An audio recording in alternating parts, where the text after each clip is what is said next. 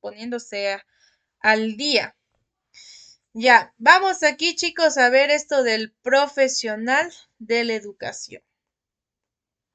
Dentro de la profesional, chicos, de la educación, aquí nosotros, bueno, hemos estudiado o hemos visto que aquí netamente bueno, en este caso Rivera, que es Víctor Rodríguez Rivera. A ver, déjeme ver aquí una pregunta. Ah, sí, sí, ya les envío las preguntas. Ya, ahora sí.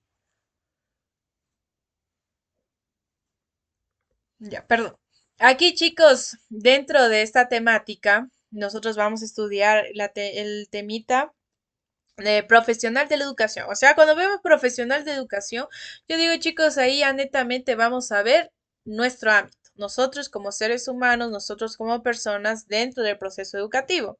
Y aquí, chicos, Víctor Rivera, que es el libro que netamente nos toca abordar, dependiendo pues de la nomenclatura que nos dieron, aquí nos da a conocer pues que obviamente, chicos, la educación o la profesión no solo es una ocupación, no solo es ir, chicos, a ponerse al frente de los alumnos, ir a dar una clase y se acabó. De ahí nos vemos el día de mañana. No, dentro del proceso educativo, chicos, o dentro del docente, en el proceso educativo, claro, su función, chicos, sí es ir a los espacios educativos, brindar una clase, pero no solo queda ahí, porque netamente tiene, chicos, procesos técnicos y científicos que realizar, yo que sé, planificaciones, trabajos, evaluaciones, mejorar el sistema de aprendizaje, hacer adaptaciones, yo que sé, para los niños que tengan necesidades educativas o discapacidades. Entonces, eso, ¿ya? Entonces, no solo es una ocupación donde solo nos vamos a parar al frente del aula a dar una clase y se acabó, no, porque tenemos que hacer otras cosas más que demandan dentro de nuestro ámbito profesional. Y por ende habíamos mencionado que la parte profesional, nosotros como docentes tenemos que dominar dos características. ¿Cuál es la primera característica? ¿Qué enseñar, chicos? ¿Qué materia se va a enseñar?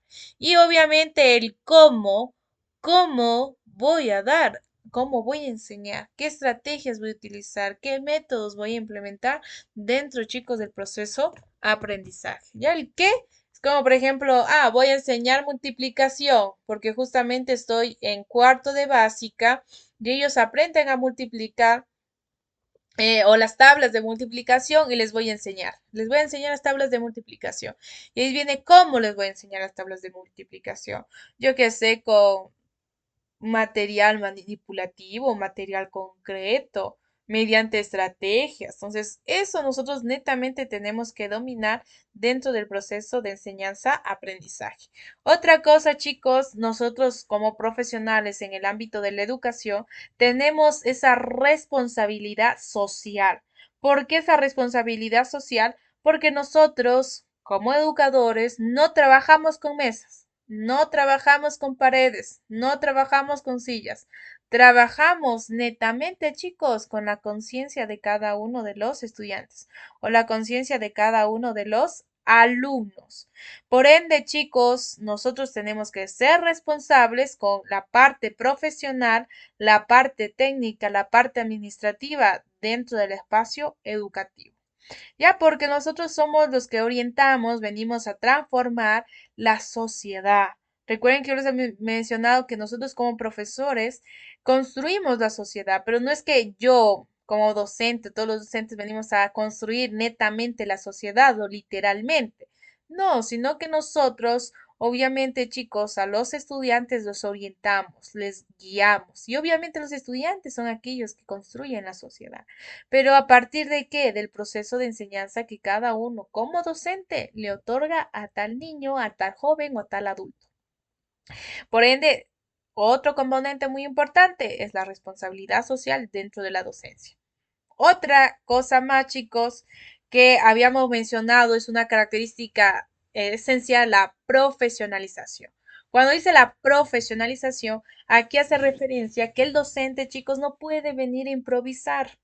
No puede venir, yo que sea, a ir a la aula, a sentarse y ver cómo aprenden los estudiantes, ¿no? Netamente tenemos que llevar un proceso sistematizado, tenemos que realizarles planificaciones, tenemos que realizar las actividades ya para poder llegar a un aprendizaje adecuado en cada uno de los niños. Y peor si tengo en mi espacio, chicos, educativo, niños que netamente tienen necesidades educativas o tienen discapacidades, chicos. Entonces yo tengo que llevar planificaciones, talleres, juegos, algo para llevar a cabo con ellos también un aprendizaje de la mejor manera. Entonces aquí mencionan no improvisación. No, chicos, nada de eso. Y de ahí vemos, chicos, el maestro, que el maestro va más allá que un instructor, que el maestro va más allá que un profesor, porque el maestro netamente se considera un guía, chicos, que orienta a la persona o al niño dentro, chicos, de la autoridad moral, o sea, fomentando valores, impulsando principios, códigos en cada uno de sus alumnos.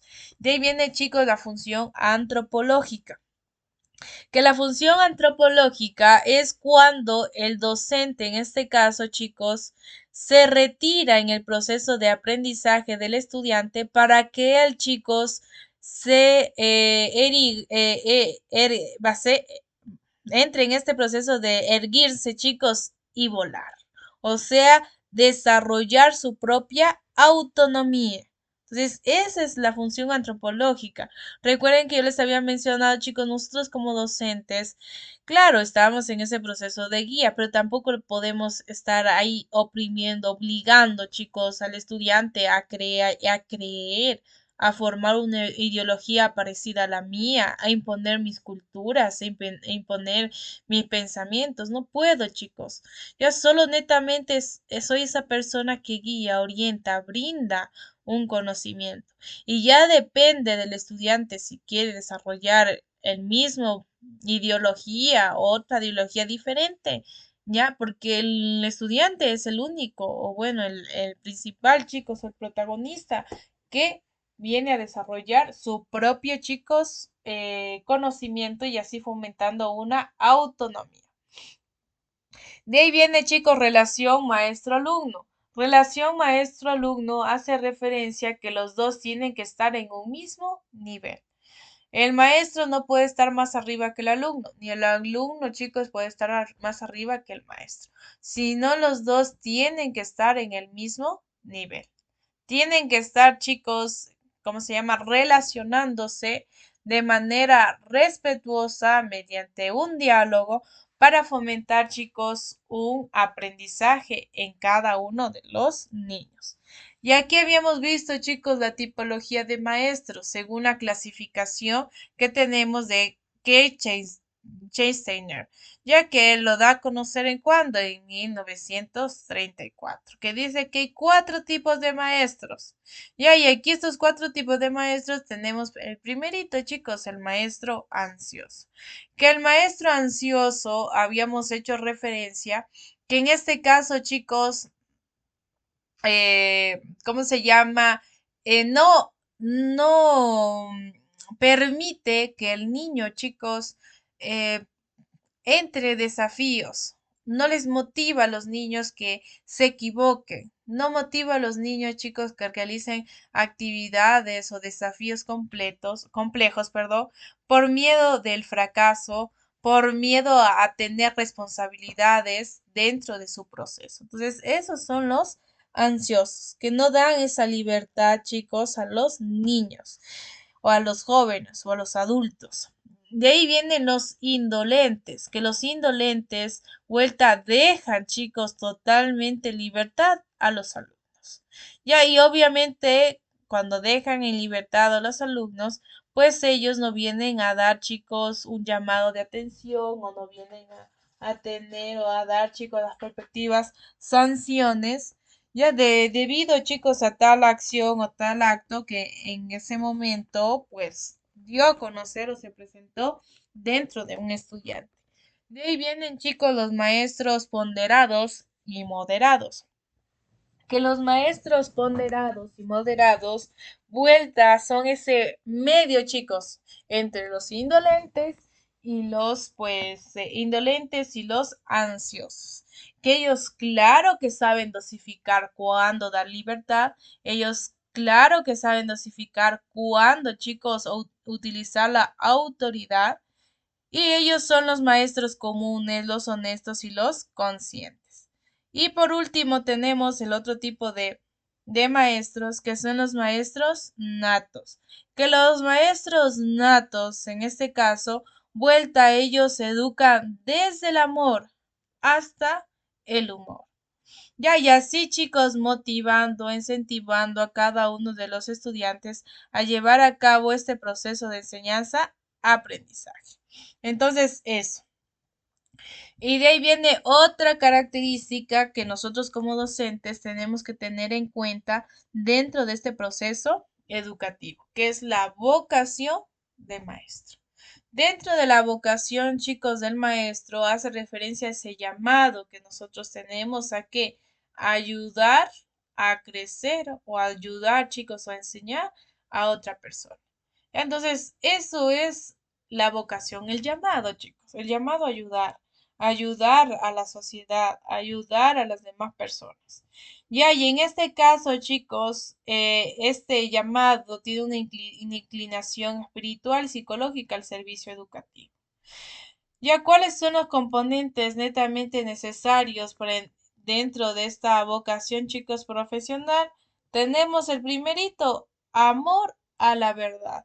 Amor, chicos, a tener ese amor a conocer, amor a transmitir conocimientos, amor a buscar un conocimiento, indagar sobre conocimiento, y cuando se indaga se comparte ese conocimiento.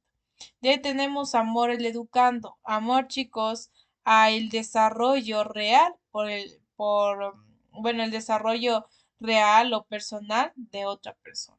¿Ya? Porque aquí viene este proceso de la abnegación, en donde nosotros, chicos, venimos a sobreponer los intereses de los alumnos sobre nosotros, nuestros propios intereses, porque netamente en esta profesión lo más importante, lo más central para el desarrollo, chicos, de una sociedad de manera adecuada es los alumnos. Entonces, eso.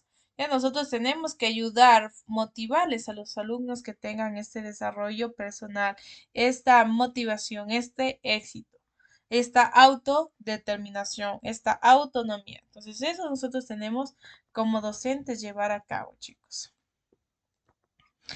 Ya, y hay otra característica que se viene a presentar, que es la crisis de la vocación. La crisis de la vocación, en este caso, hace referencia cuando la persona, o sea, entra a este proceso de trabajo, chicos, solo por subsistencia. Y cuando entra solo por subsistencia, netamente, chicos, la finalidad de la pedagogía pierde su sentido. ¿Cómo así pierde su sentido? Porque no venimos a humanizar cuando nosotros entramos, yo qué sé, por algo económico. Ya no venimos a entrar a una educación adecuada, no venimos a humanizar porque netamente tenemos otros intereses, y esos intereses sobrepasan, chicos, el proceso de la enseñanza. Entonces, ahí, ¿qué pasa? Entramos en este proceso de la deshumanización. Cuando venimos a deshumanizar, chicos, la conciencia de cada uno de los niños, la eficacia, yo que sé, el proceso de enseñanza-aprendizaje en cada uno de los niños, ya porque netamente nosotros esta profesión solo visualizamos o lo aperturamos como un medio de subsistencia, nada más. Y eso, chicos, no tiene que ser dentro del proceso de la vocación, tiene que ser algo, chicos, que me llame, que me motive a querer ayudar a otra persona que netamente lo llegue a necesitar. Entonces, eso por una parte. Y aquí venimos a ver, chicos, los atributos personales que obviamente el profesional tiene que tener dentro del proceso de la educación. ¿Cuál está? El alto cociente, chicos, intelecto o mínimo promedio, por lo menos tener algo, chicos, de conocimiento, porque obviamente dentro de la universidad lo vamos a ir desarrollando, vamos a ir abordando, vamos a ir viendo cada una de ellas.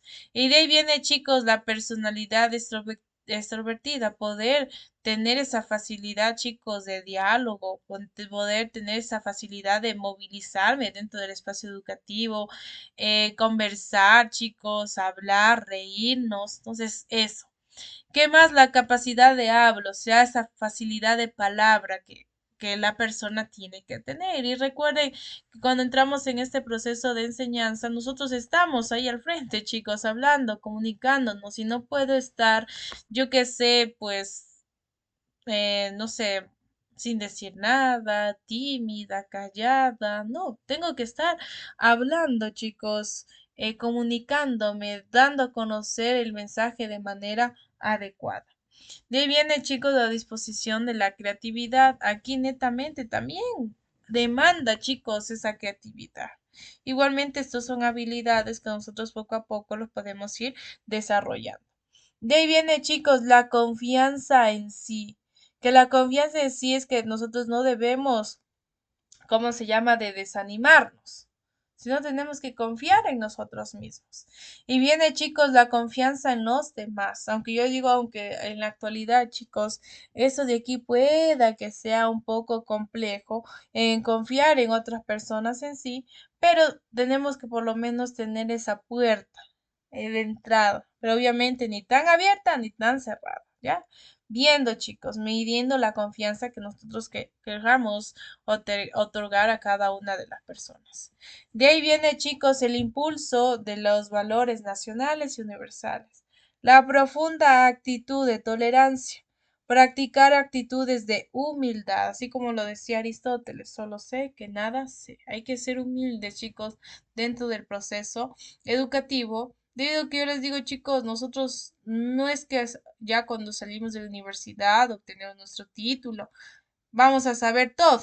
Qué bestia, somos todólogos. No, chicos, porque siempre, ¿cómo se llama? Estamos en ese constante de aprendizaje. Siempre estamos en constante de esa perfección, de esa educabilidad, chicos, de esa transformación como seres humanos.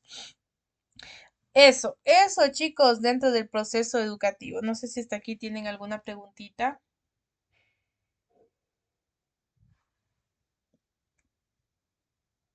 Ya, no, ajá, esto de aquí, bueno, esto de aquí casi no es Google que vece tan difícil que sea. Ya, entonces eso, algunas cositas y los nombres y nos tenemos que ir aprendiendo, chicos, eso sí. Vamos aquí a ver, chicos, un poquito de educación inclusiva. Ese es otro temita, otro bloquecito que está dentro de pedagogía, porque estaba la pedagogía en sí, de ahí viene la educación inclusiva. Dentro de la educación inclusiva, recuerden, o bueno, nosotros hemos visto inclusiva es cuando ya el niño, chicos, hay esa integración de manera, pues, bueno, esa integración dentro del espacio educativo. Ya, pero ahí esa integración, chicos, se da de valores, de cultura, de pensamiento, de ideología. Entonces, eso estamos hablando de inclusión, en donde pues el maestro viene a realizar adaptaciones curriculares, viene a plantear, a dar a conocer estrategias para mejorar pues el proceso de aprendizaje en cada uno de los estudiantes. Aquí están las características generales, chicos, de la filosofía dentro de la educación inclusiva. Aquí está, la educación es un derecho que los estados han de promover, respetar, garantizar a todas las personas a lo largo de su vida, especialmente, chicos, a las personas que tienen discapacidades. Ellos vueltas son un grupo prioritario que netamente, chicos, tienen que tener este proceso de enseñanza aprendizaje o tienen que tener este proceso de acceso con facilidad a las escuelas, a las instituciones, ya sea, yo que sé, superiores o básicas o bachillerato. Entonces, eso. Por ende, chicos, aquí se viene a plasmar el acuerdo internacionales donde da a conocer que a nivel mundial se han establecido acuerdos y compromisos para que los países asuman responsabilidades a favor de una educación para todos. ¿Y cuáles son estas? Tenemos estos acuerdos que nos presentan dentro, chicos, de la educación inclusiva. Tenemos el primer acuerdo que hace referencia a la Declaración Universal de Derechos Humanos, que se refleja en qué año, en 1948, en donde aquí, chicos, establece en el artículo 26 que todas las personas tienen derecho a acceso a la educación. Establece que el objetivo es alcanzar que este derecho para todos sin distinción. O sea que chicos, no se venga a discriminar, no se venga a excluir a nadie. O sea que todas las personas tengan acceso a una educación. Eso se ve reflejado, chicos, ¿cómo se llama? En esa Carta de Declaración de Derechos Humanos, donde todas las personas tienen derecho a la educación. ¿Qué más? Hemos visto, chicos, en el informe de Warnock, o sea, en 1978, en donde aquí comienzan a introducir una palabra muy importante, un concepto muy importante, chicos, que es las necesidades educativas especiales o el NEE. Ya, mire, aquí se determina que la educación, o bueno, en este informe se da a conocer que la educación es un bien al que todos tienen derecho y que las necesidades educativas son comunes a todos los estudiantes. Y ahí por eso aquí dice, bueno, como estamos hablando de necesidades educativas, introducen, chicos, el NEE, que es las necesidades educativas especiales. ¿Refiriéndose a quién? A los recursos específicos que algunos, obviamente, alumnos requieren dentro del proceso de escolarización. Claro que aquí, obviamente, chicos, no sé, dentro del proceso regular que se lo viene a dar a conocer, yo que sé, no, ¿cómo se llama? No viene a ser adecuado para una persona que tiene discapacidad visual y por eso se comienzan, chicos, a crear ciertas instituciones o ciertas escuelas para atender netamente a este tipo de necesidades educativas. Y dice, establece que la educación especial debe ser adicional y no paralela, un complemento, chicos. Propone que las instituciones especiales se transformen en centros de apoyo para las escuelas comunes. Ya es como le digo, las escuelas comunes, las escuelas regulares que llevan una educación de manera regular. Mientras que estos espacios se lleva una educación netamente especial para pues los grupos chicos que tengan necesidades educativas especiales, como puede ser discapacidad o necesidad de chicos dentro del proceso de educación-aprendizaje. De ahí viene, chicos, otro acuerdo, que es el Programa de Acción Mundial para los Impedidos, que estamos hablando de qué, del año de 1982, donde aquí por primera vez viene a acuñarse, chicos, el término, usarse el término, darse a conocer el término de la discapacidad como la realización, chicos, entre las personas y su entorno, en donde vienen a adoptar los principios de normalización, integración y participación en plena igualdad de los componentes. Entonces, ahí ya, miren, ahí en ese acuerdo, en 1982, se viene a dar ese aporte o ese complemento, chicos, de ¿cómo se llama? De la discapacidad. De ahí tenemos, chicos, la Declaración Mundial sobre la Educación para Todos, que estamos hablando de Jobstein, que es en 1990. Y aquí, ¿cuál es el objetivo? Pues venir a satisfacer las necesidades básicas del aprendizaje. ¿Cuál es el mandato que se da a conocer dentro de esta declaración? Que señala que la escuela debe promover la permanencia del alumno y realizar reformas para responder las necesidades de estudiantes, padres y familias.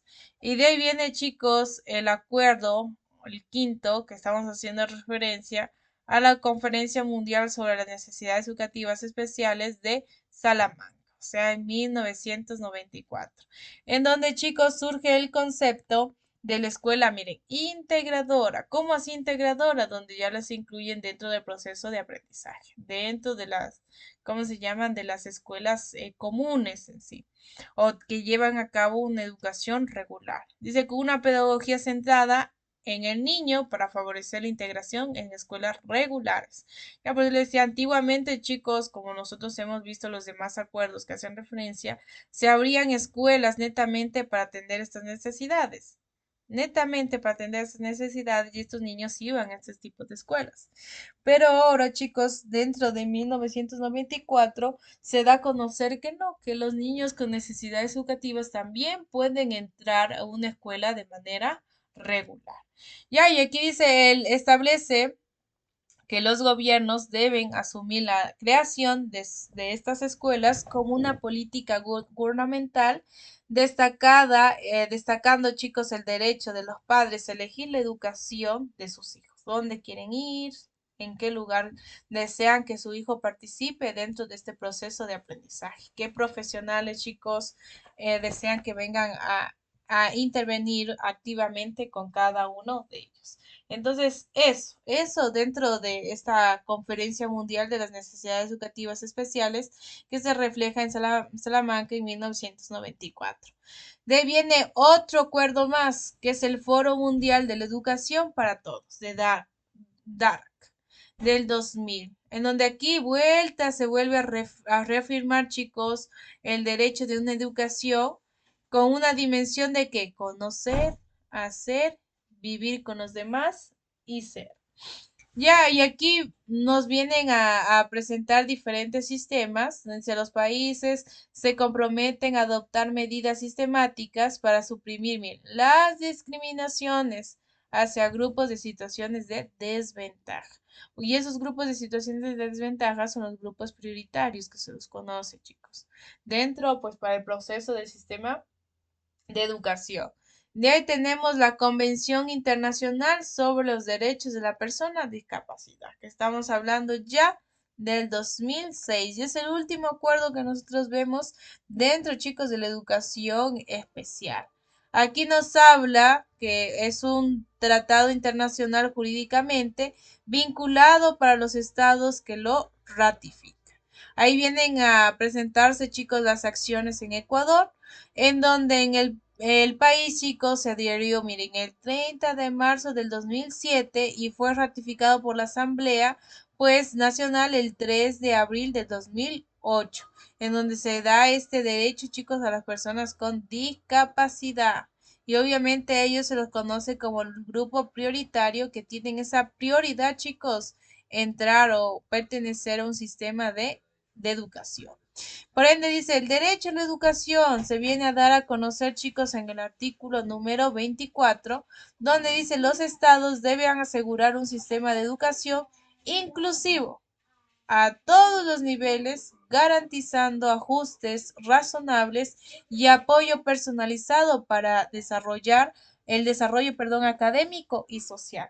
Aquí, chicos, como hemos visto, todo está reflejado, chicos, dentro de la Constitución del 2008 y eso siempre les he venido repitiendo cuando nosotros habíamos visto un poquito de ciudadanía, que en el 2008, chicos, aquí nos dan a conocer que todas las personas tienen acceso a educación, especialmente, chicos, a los grupos prioritarios. Y quienes pertenecen a los grupos prioritarios son aquellas personas que tienen una discapacidad. Ya, entonces, ahí, chicos, dentro de este 2008 ya no se da una educación integradora, sino se viene a dar que una inclusión, va una educación inclusiva, no integradora. Ya la integradora, recuerden, o bueno, nosotros hemos visto, es cuando el niño chico se viene a adaptar al sistema metodología o al sistema de enseñanza del docente. Ya se adapta, chicos. Mientras que una educación inclusiva es cuando el maestro, chicos, adapta, o sea, a las planificaciones, a las clases, a los talleres, para que llevar a cabo un proceso adecuado de enseñanza-aprendizaje en cada uno de los docentes. Entonces, esto netamente, chicos, son los acuerdos que se vienen a presentar dentro de este espacio de la educación inclusiva. Que está, chicos, el acuerdo de la Declaración de Derechos Humanos de 1948, en donde dice todos tenemos derecho a educarnos. El informe de Warnock de 1978, en donde ya introduce este término, chicos, muy importante, que es la educación de necesidades especiales, o sea, el NEE. De ahí viene, chicos, el programa de Acción Mundial para los Impedidos, que eso se ve en 1982, en donde ya por primera vez se viene a utilizar o se viene a aplicar, chicos, el término de discapacidad. Y de ahí viene, chicos, la Declaración Mundial sobre la Educación para Todos, que es de Justin, que se da en 1990, en donde ya comienza a darse, chicos, a promoverse una educación a partir de las necesidades educativas básicas que tiene cada uno de los estudiantes, incluyendo, chicos, ya no solo los alumnos, sino incluyendo que a los padres y obviamente, chicos, a los maestros, con la finalidad de que de brindar una enseñanza de aprendizaje de calidad. De ahí tenemos, chicos, esto de la Conferencia Mundial sobre las Necesidades Educativas de Salamanca, en donde ya comienzan a surgir, chicos, escuelas integradoras. ¿Y qué quiere decir integradoras? En donde los niños tienen que asisten a las escuelas y tienen que adaptarse al sistema de aprendizaje, al sistema, chicos, de enseñanza que se esté llevando a cabo en ese lugar. Ya, y aquí, chicos, el padre tiene esa libertad de elegir a dónde, chicos, eh, ¿cómo se llama? Llevar a sus hijos para que reciban ese proceso de educación. Y ahí tienen esa libertad. Si quieren, bueno, tienen esa libertad, chicos, de introducirlos dentro de la educación regular con el apoyo, pues, obviamente, de las personas que netamente son especialistas para tratar, chicos, a la discapacidad que está, yo que sé, en ese momento el niño padeciendo. A ver. Ya, y de ahí, chicos, en resumen, lo que estamos viendo, el Foro de la Educación para Todos, que es de Dakar, que es el de 2000, en donde ya dice la educación se basa en dimensiones. ¿Cuáles son estas dimensiones? Conocer, hacer, vivir con los demás y ser. Y por último, está el Convenio Internacional de la Declaración de Derechos de las Personas con Discapacidad, que se ve reflejado en el año 2006, en donde aquí, chicos, ya se da que una educación inclusiva. Y a eso sí, acuérdense, chicos, una educación inclusiva. Y cuando yo les digo educación inclusiva, hace referencia, chicos, que nosotros dentro del espacio educativo tenemos que adaptar el espacio educativo para el niño, que obviamente la niña que tenga una discapacidad dentro de mi espacio educativo. Yo que sé, es una discapacidad visual. Yo por lo menos las estrategias que voy a llevar a cabo para el proceso de aprendizaje, yo que voy a manejar esto del braille, código braille, chicos, o el sistema braille, que es la escritura que llevan a cabo las personas que tienen una discapacidad visual. Entonces, eso, muchachos, dentro de los acuerdos, ¿cómo se llama? De la educación inclusiva. Hasta aquí, tal vez alguna preguntita. Esos acuerdos, yo pienso, chicos, que sí debe ser importante que nosotros llevemos a cabo un aprendizaje. Entonces, eso. ¿Tienen alguna preguntita ahorita? Tal vez no. Ya, ya, chicos. Justamente les quería pedir un favor, sote grandototototote. Lo que pasa, chicos, que no me aguanto con el dolor de cabeza, estoy lo máximo dando horitas. Y chicos, yo quisiera hasta aquí terminar la clasecita del día de hoy porque el dolor de cabeza sí está un poquito fuerte. Entonces, eso, chicos. Disculparán que voy a terminar la clasecita, pero sí no me aguanto con el dolor de cabeza. Entonces, eso vamos a abordar el día de hoy. Miau, mañana, chicos, ¿cómo se llama? Voy a traer las preguntitas para ir revisando con ustedes, ir repasando. Entonces, eso. Nos vemos, chicos, el día de mañana. Ya disculparán igualmente cualquier cosa. Hasta mañana, chicos.